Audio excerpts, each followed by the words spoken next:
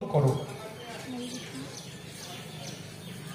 ভগবানকে উপলব্ধি করার চেষ্টা করো, আর মৃত্যুর সময় ভগবানকে স্মরণ করে তোমরা ভগবানের কাছে ফিরে এসো।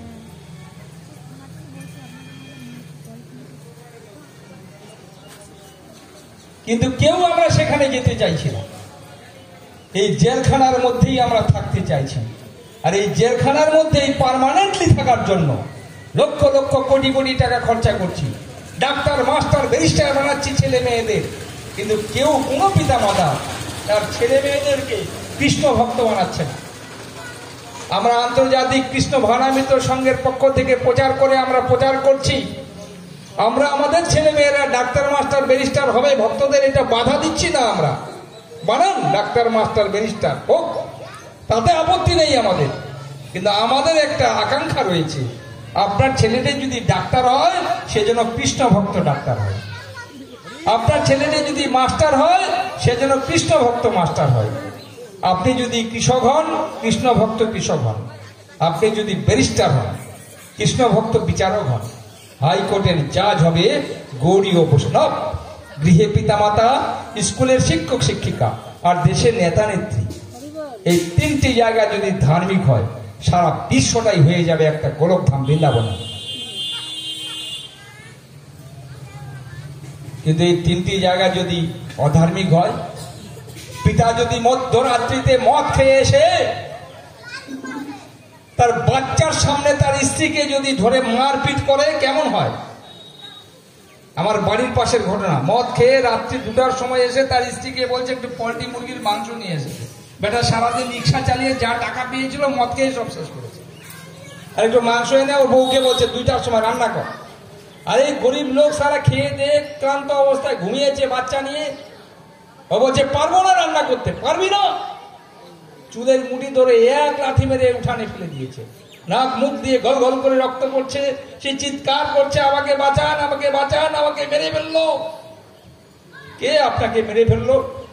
আমরা দৌড়ে গেছি কয়েকজন লোক পাশের বাড়ি থেকে, কি হলো মাতাজি, কে মেরে ফেললো আপনাকে? বলছে আমার স্বামী আমাকে মেরে ফেললো। আরে ভাই, আপনার পিতা কত আশা করেই আপনাকে আপনার স্বামীর হাতে তুলে দিয়েছিল, আপনার স্বামী আপনার খাদ্য বস্ত্র শিক্ষা চিকিৎসা বাসস্থান সবকিছুর ব্যয়ভার বহন করবে। আপনার স্বামী তো আপনার কাছে বটবৃক্ষের মতো আশ্রয়স্থল। আপনার স্বামী যদি আপনাকে এইভাবে আঘাত করে তাহলে আপনি যাবেন কোথায়? মায়েরা যাবে কোথায়? এই হচ্ছে পশু প্রবৃত্তির সংসার। ওই যে নরকের দৃশ্য দেখার জন্য ভাগবতে বর্ণিত 5ম অধ্যায়ে 5ম স্কন্ধে 26 অধ্যায়ে 28খানা নরকের বর্ণনা আছে। বলছে ওই নরকে আপনাকে আর যেতে হবে না। আপনার গৃহের পাশে যে ঘটনাটা ঘটল গতকাল মধ্যরাত্রিতে, বলছে it is one types of scenery of hell. এটাই হচ্ছে একটা নরকের দৃশ্য।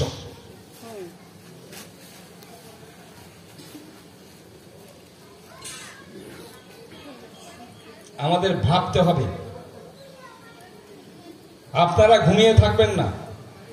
আমরা প্রচার করছি, this is not our business, এটা আমাদের ব্যবসা নয়। আমি প্রচারের জন্য চাকরিটাও ছেড়ে দিয়েছি, আরো 10 বছর চাকরি করতে পারতাম। এটা আমি ইনকামও করতে চাই না। আমি কোথাও ভগবত কথা বলতে গেলে কোথাও কোনো কন্ট্যাক্টও করি না, আমাকে এত হাজার বা এত হাজার দিতে হবে। মানুষেরা নিজের ইচ্ছা মতো কিছু দিলে দেবে, না দিলে না দেবে, দ্যাটস এনাফ। আমি চাই মানুষেরা কৃষ্ণমুখী হোক, মানুষেরা ভগবতমুখী হোক, আমাদের মানব সমাজ অপরাধ মুক্ত হোক, অপরাধ মুক্ত পরিবার সমাজ দেশ গড়ে উঠুক। আমার জীবনের উদ্দেশ্য এটা। আমি যদি কৃষ্ণ ভক্ত হয়ে থাকি, কৃষ্ণের নির্দেশ যদি আমি পালন করে থাকি, আমি 3টা উদ্দেশ্যেই বেঁচে থাকবো। কেমন করে মানুষের মঙ্গল হবে, কেমন করে মানুষের উন্নতি সাধন হবে, কেমন করে অন্য মানুষকে আমি সুখ প্রদান করতে পারবো, আমি যেন কারো কাছে দুঃখের কারণ হয়ে না দাঁড়াই। হরে কৃষ্ণ কৃষ্ণ কৃষ্ণ কৃষ্ণ হরে হরে, হরে রাম